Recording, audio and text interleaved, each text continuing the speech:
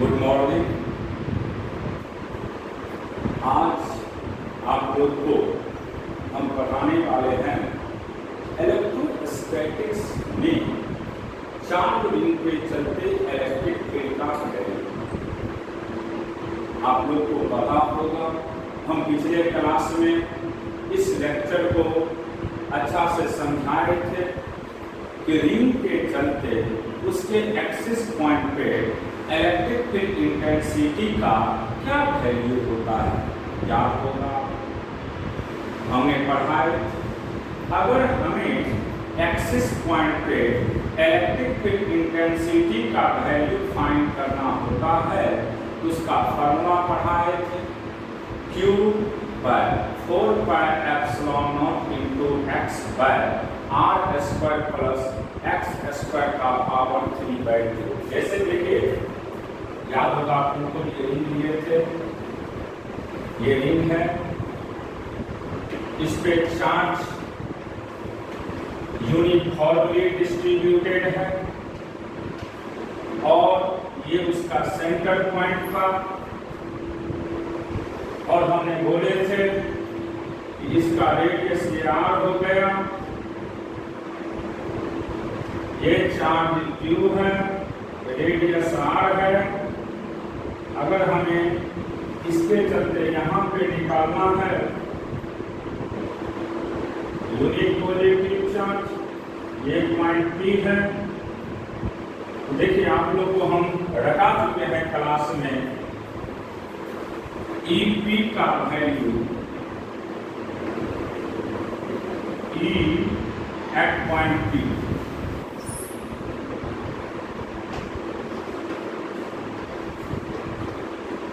Q into x upon 4 pi epsilon naught r square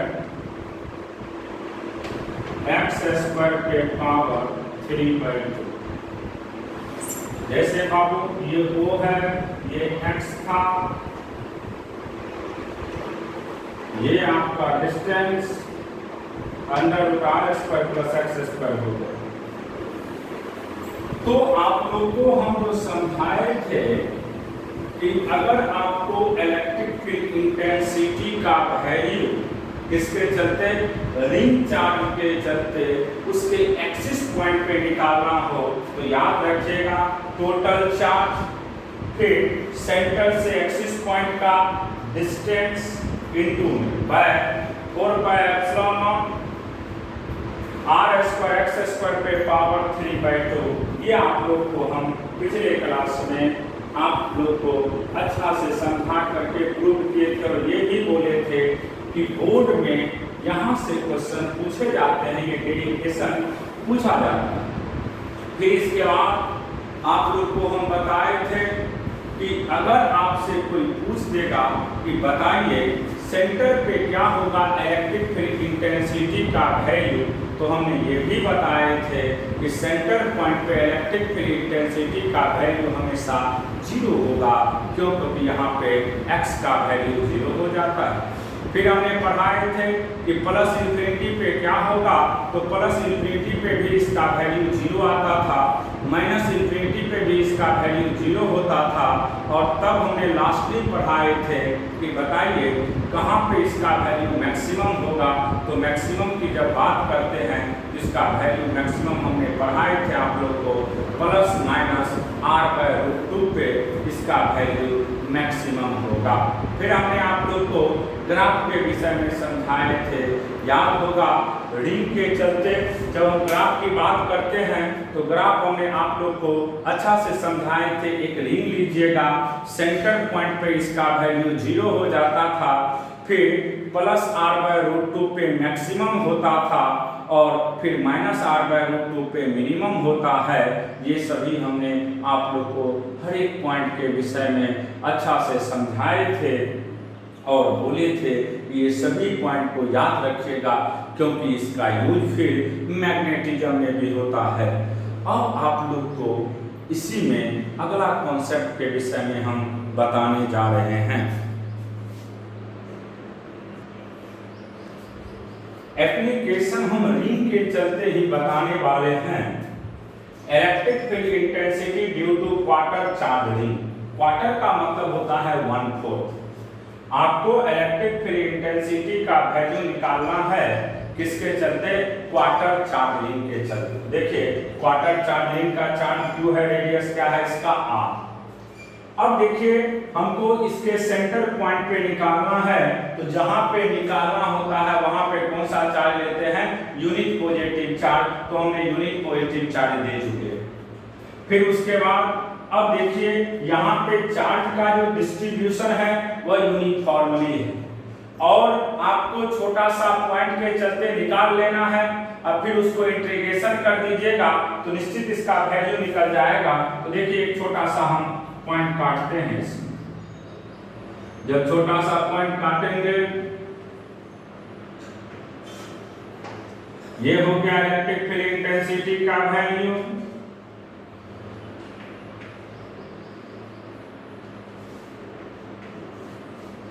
ये D हो गया। ये जो छोटा सा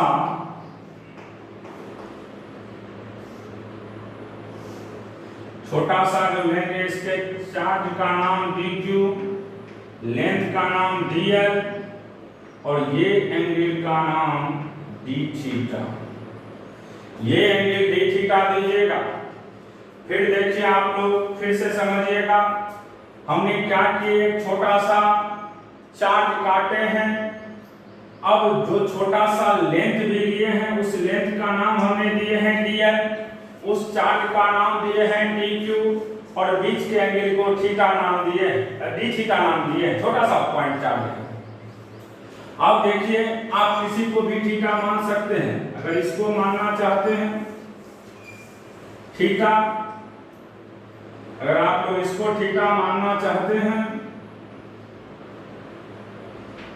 इधर भी एक्स एक्सिस के साथ ही थीटा मानिए, तो ये कंपोनेंट इसका हो जाएगा डी cos थीटा, और ये कंपोनेंट इसका होगा डी sin थीटा। अब आप देख लीजिए आप लोग ध्यान से, हमने कैसे बनाए हैं। यहाँ पे हमने बताए हैं आप लोग को कि एक क्वार्टर चार्ज रिंग है जिसका टोटल चार्ज क्यू है, रेडियस आर है। एक छोटा सा हमने यहाँ पे लेंथ काटे हैं जिसका लेंथ का नाम डी एल दिए हैं, उस छोटे से लेंथ का चार्ज डी क्यू दिए हैं, एंगल थीटा माने डी थीटा माने हैं, और इसको थीटा लिए हैं तो ये भी थीटा होगा, वह डी है। तो निश्चित इसका दो कंपोनेंट होगा, एक एक्स के अलोंग और दूसरा वाई एक्सिस के अलोंग। अब हम बात करते हैं यहाँ पे सबसे पहले ये जो डिस्ट्रीब्यूशन है, ये देखिए ये छोटा सा है, और ये छोटा सा जो लेंथ दिख रहा है वह आपका u1 डायमेंशन को रिप्रेजेंट करता है, लीनियर है, और लीनियर चार्ज डिस्ट्रीब्यूशन को हम लैम्डा के नाम से जानते हैं, और लैम्डा का वैल्यू हमने पढ़ाए थे, इसी को कहते हैं हम लोग linear charge density. Linear charge density lambda, जिसका वैल्यू होगा charge by length, charge by length. तो लैम्डा का सीधा वैल्यू होगा यहाँ से चार्ज डी क्यू, लेंथ इसका हो गया डी एल। तो बाबू यहाँ से डी क्यू की बात करिएगा, तो डी क्यू का सिंपल वैल्यू होगा, आपको डी क्यू का वैल्यू होगा lambda into D L, lambda into D L. ये क्लियर हो गया। डी क्यू का सिंपल वैल्यू होगा लैम्डा इंटू डी एल। अब देखिए यहाँ से डी की बात कर रहे हैं, तो डी की जब बात करिएगा आप लोग, तो डी का वैल्यू क्या होगा बताइए। दोनों चार्ज का प्रोडक्ट समझिएगा, तो एक चार्ज डी क्यू है और यहाँ पे यूनिट पॉजिटिव चार्ज है, तो दोनों का प्रोडक्ट लेंगे तो क्या होगा बाबू, डी क्यू इंटू वन, तो डी क्यू बाय या के भी ले सकते हैं, के इंटू डी क्यू। अब बीच का सेपरेशन, तो देखिए ये एक रिंग है और रिंग का हर एक पॉइंट पे रेडियस का वैल्यू सेम है, तो यहां से यहां तक का सेपरेशन r होगा, तो हर एक जगह इसका वैल्यू क्या होगा बाबू, r ही होगा।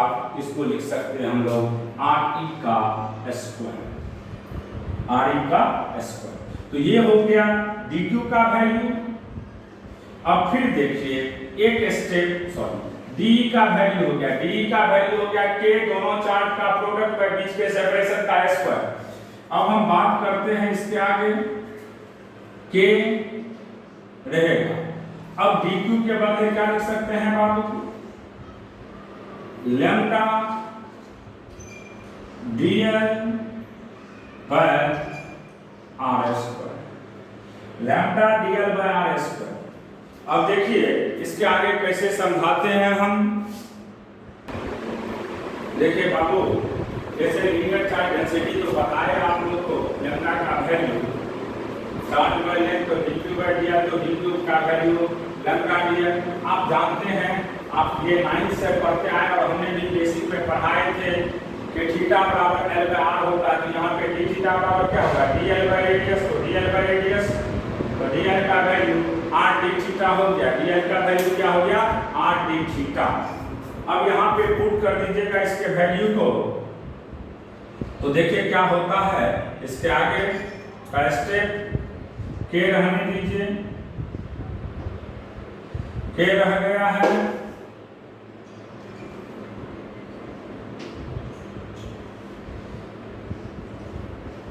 k लैम्डा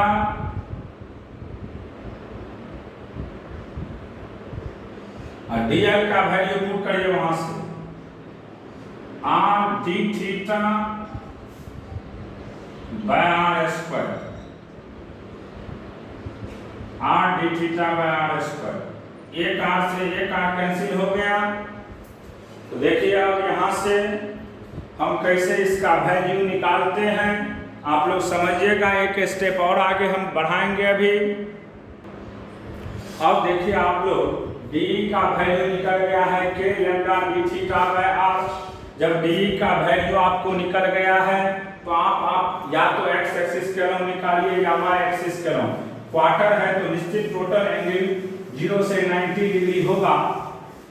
तो along x axis, along x axis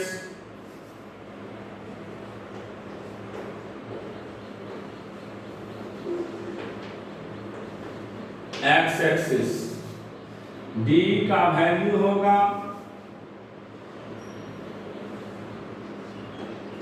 d का value de cos theta, d का value de cos theta.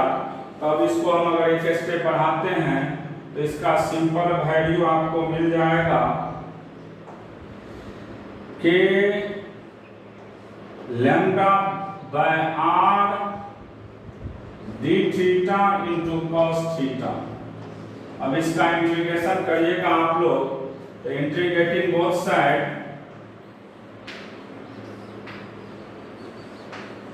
Integrating both side, जब इंटीग्रेशन करते हैं बाबू, देखिए इसका वैल्यू कैसे निकलेगा, आप लोग को पता चल जाएगा। इंटीग्रेशन करने के बाद इसका वैल्यू हम लोग कैसे निकालते हैं। देखिए यहाँ पे जब इंटीग्रेशन करेंगे तो 0 से e d k lambda by r 0 से 90 cos थीटा d थीटा। तो d का e इंटीग्रेशन होगा 0 से e k lambda by r, cos का इंटीग्रेशन sin थीटा होता है। पहले अपर लिमिट पुट करेंगे तो sin 90 माइनस sin 0।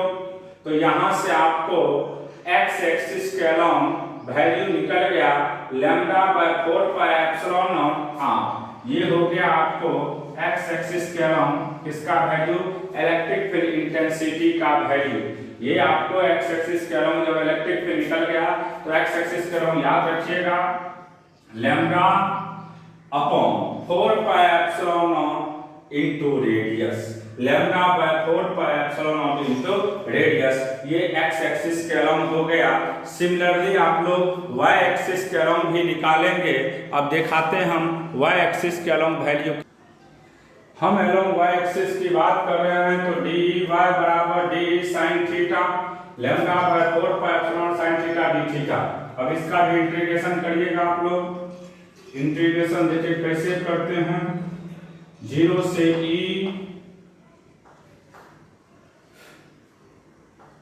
कांस्टेंट को बाहर कर दीजिएगा, lambda by 4 pi epsilon naught बाहर निकल जाएगा, निकल गया बाहर। उसके बाद साइन थीटा डी थीटा का इंटीग्रेशन 0 से 90 डिग्री। यहां से बाबू ई वाई बराबर lambda by 4 pi epsilon not R. Y axis के अलोंग की बात कर रहे हैं। आप जानते हैं साइन का इंटीग्रेशन माइनस कॉस थीटा होता है, 0 से 90 डिग्री। अगर आप लोग लिमिट को चेंज कर देते हैं तो निगेटिव साइन अपने आप खत्म हो जाएगा। तो यहां से ई वाई का वैल्यू सिंपली निकल जाएगा बाबू lambda by 4 pi epsilon not r, lambda by 4 pi epsilon not r cos 0 degree minus cos 90 degree. cos 0 का वैल्यू 1 होता है और यहां से ई वाई का वैल्यू आपको निकल गया lambda upon 4 pi epsilon not R. तो ये x और y दोनों एक्सिस के अलोंग वैल्यू आपको निकल गया है, x एक्सिस के अलोंग भी और y एक्सिस के अलोंग भी। x एक्सिस के अलोंग भी lambda by 4 pi epsilon not r और y एक्सिस के अलोंग भी lambda by 4 pi epsilon not r। ये वैल्यू आपको निकल गया है किसके चलते, क्वार्टर चार्ज रिंग के चलते। कहां पे, उनके एक्सिस पॉइंट पे।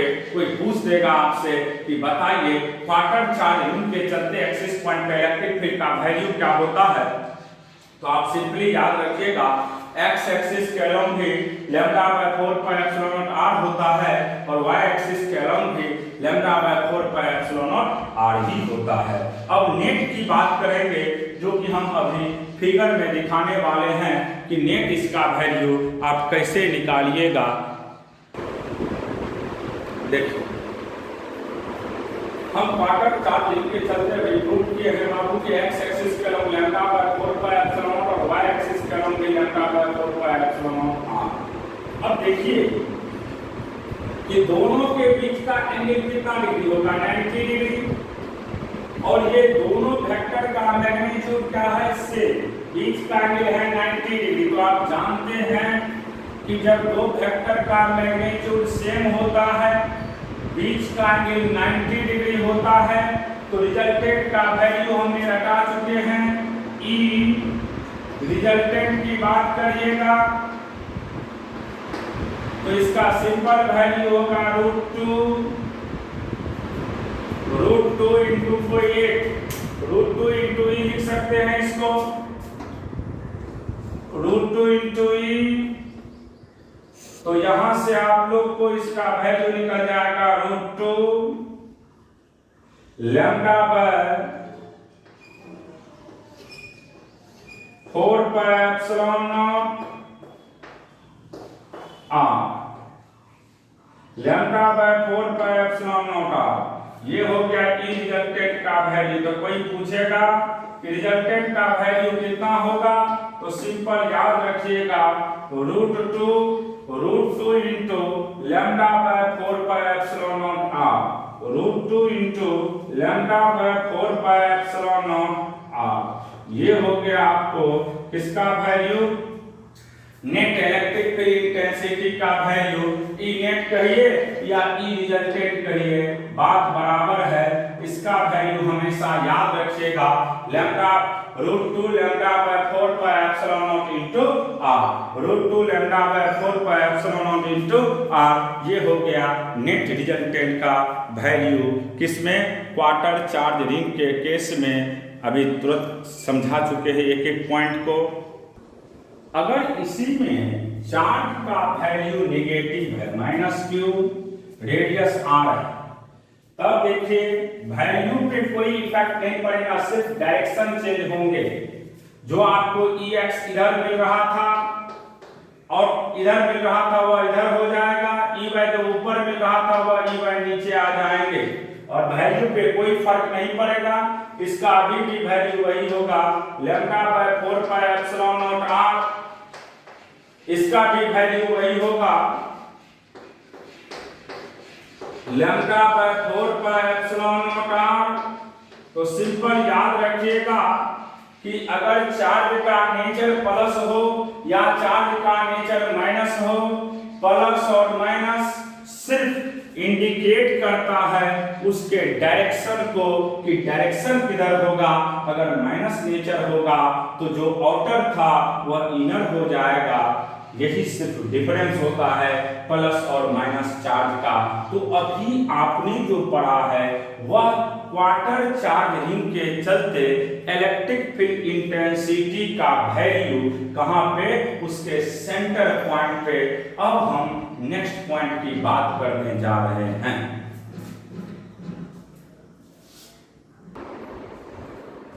अब हम बात करते हैं सेमी चार्ज रिंग के चलते। टोटल एक सेमी है जिसका टोटल चार्ज Q है, रेडियस R है।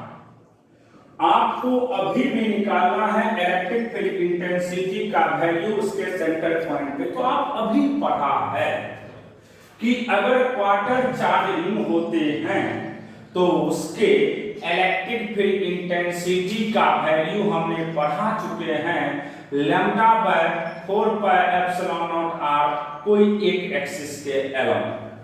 तो बाबू यहाँ पे सेमी में कितने क्वार्टर होंगे? 2 क्वार्टर होगा, एक ये क्वार्टर होगा, एक ये क्वार्टर होगा। तो इसका नाम फर्स्ट दे दीजिए और इसका नाम आप लोग सेकंड दे देंगे। अब देखिए फर्स्ट की बात कर रहे हैं, वैल्यू सेम होगा। हम अपने मन से समझाने के लिए आप लोग को 1 और 2 दो अलग अलग नाम देने का काम किए हैं। अब देखिए हम इसकी बात कर रहे हैं, इसको मान लेते हैं E1। बाबू इसमें भी x एक्सिस के अलोंग सिंपल वैल्यू होगा। E1 का x value lambda by 4 pi epsilon not r, lambda by 4 pi epsilon not r। फिर आप देखिएगा तो इसका वैल्यू इधर होगा E का और इसका भी वैल्यू सिंपल होगा, lambda by 4 pi epsilon not r। फिर इसी तरीका से 2 के चलते की बात करेंगे तो E2, इसका भी x एक्सिस के अलोंग होगा सीधा, E2x, वैल्यू पे कोई फर्क नहीं पड़ेगा, lambda by 4 pi epsilon not r। और y एक्सिस इसका जब बात करिएगा आप लोग तो y एक्सिस इसका इधर होगा और इसका वैल्यू हो जाएगा आपको E2 का value lambda by 4 pi epsilon not r। तो देखिए y एक्सिस के अलोंग एक दूसरे को क्या कर रहा है? कैंसिल कर रहा है, सिर्फ x एक्सिस के अलोंग मिलेगा। तो सेमी के चलते अगर इनेट की बात करेगा कोई तो याद रखिएगा सेमी के चलते इनेट का सिंपल वैल्यू होगा। पहले तो ऐसे लिख लीजिए, अलोंग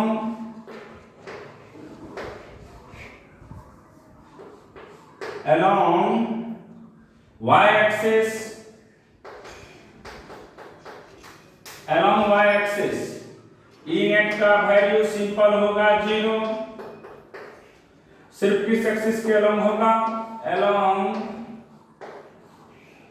x एक्सिस